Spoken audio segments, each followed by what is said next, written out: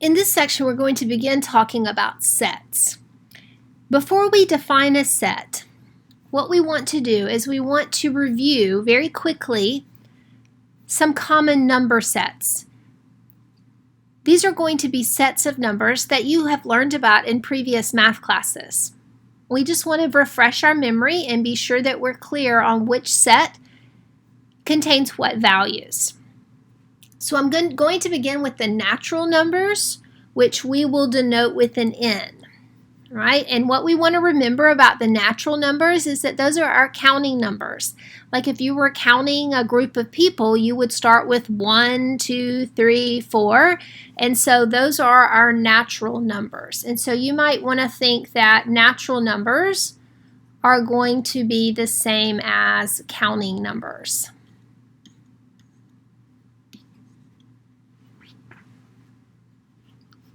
I'm just going to make that note right here that these are our counting numbers. And we denote that set with a capital N. Our next set is our integer set, denoted by Z. Integers are going to be negatives, positives, and zeros, but they're the whole numbers. So you're not going to have any fractions, you're not going to have any decimals, just all of your negative whole numbers, all of your positive whole numbers, and 0. Our third set is called the rational numbers. All right, the rational numbers we denote with a Q. And these are the numbers that can be written as a fraction. And when you have that fraction and you divide it out, it's either going to give you a repeating or a terminating decimal.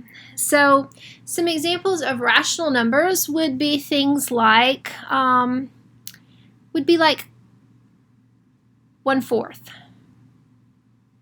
We could write that as a fraction. If I were to put it in my calculator, 1 divided by 4, I would get as a decimal, the calculator would tell me 0.25, which is a terminating decimal. Another example of a rational number would be 2/3. I can write it as a fraction. If I put it in my calculator is going to give me 0.6, and that 0.6 is going to be repeating. So that also qualifies as a rational number. Now, whole numbers can also be rational numbers. Things like 3, that is a rational number because I can write it as a fraction. I can write it over 1. Okay, so that would qualify as a rational number.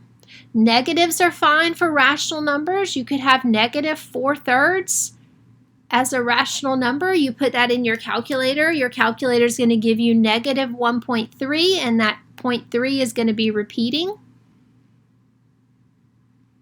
So anything like that would be considered a rational number. Okay, irrational numbers, that's going to be our set P. Those are numbers that cannot be written as a fraction. They are our non-terminating decimals. And the most common examples for irrational numbers would be a number that contains pi. All right, because you may remember that the pi, whereas in other classes we've learned that that's equal to 3.14, it's actually equal to a lot more numbers than the 0.14. So if you were to put pi into your calculator, you get 3.14159, and this number continues forever. So it is what we consider a non-terminating decimal, meaning it never stops.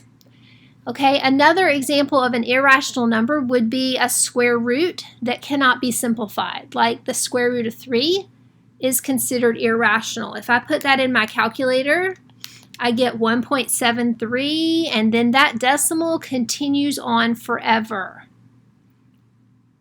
Okay, a non-terminating decimal. So on the irrational numbers, you are usually seeing something with either a pi or with a square root that cannot be simplified. Okay, and then your real numbers, that's your set Z, that is all your rational and all your irrational numbers put together. All right, so anything that would be a rational number, anything that would be an irrational number, those are all going to be real numbers.